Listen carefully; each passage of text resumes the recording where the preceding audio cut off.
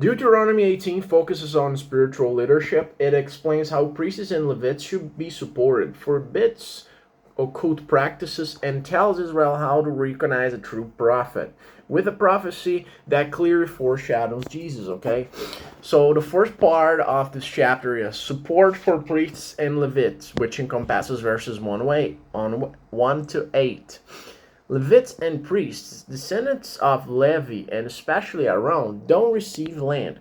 The Lord is their inheritance. They are supported by portions of sacrifices, first fruits of grain, wine, oil, the first wool from sheep.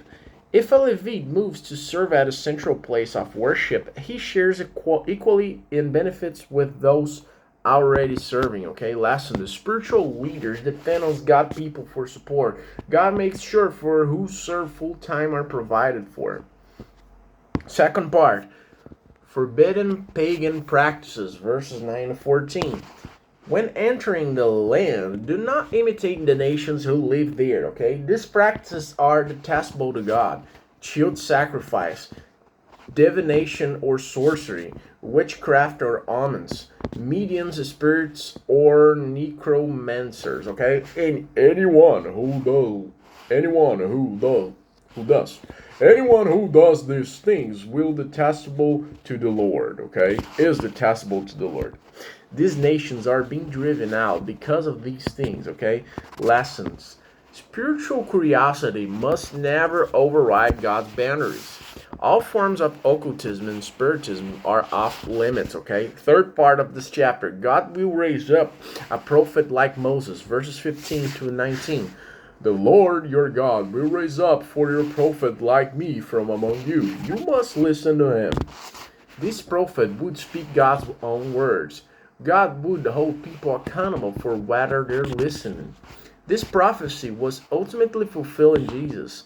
Acts chapter 3 verses 22 to 23 and Acts chapter 7 verse 37 say Jesus is the prophet like Moses, the final and perfect one. Lesson: God provides.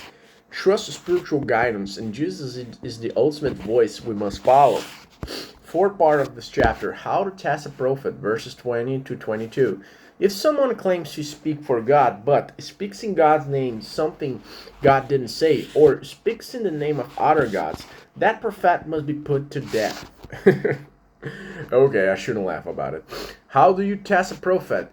If what a prophet proclaims does not take place, that is a message the Lord has not spoken. Lessons: prophetic words must be 100% accurate. Truth matters.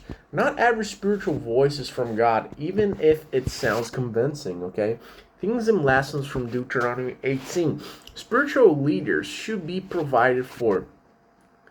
God's servants live from the gifts of God's people, okay? And second lesson: avoid all occult and magical practices. Seeking power or knowledge through spiritual shortcuts is rebellion, not curiosity.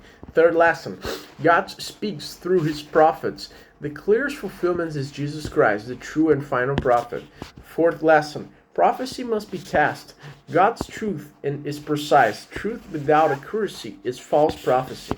Fifth lesson: spiritual discernment is critical. People must learn to recognize truth from deception, okay?